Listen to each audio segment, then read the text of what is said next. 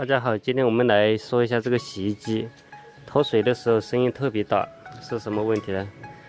脱水就像那个飞机起飞的时候那个声音太响了。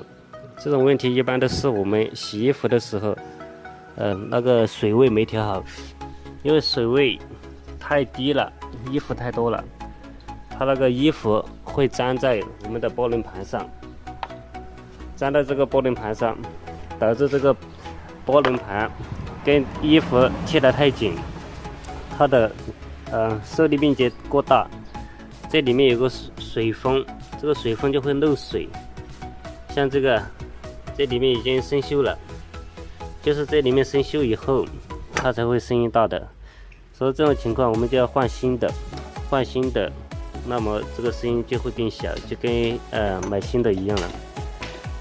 这个离合器如果说生锈了，并且有可能是卡死的，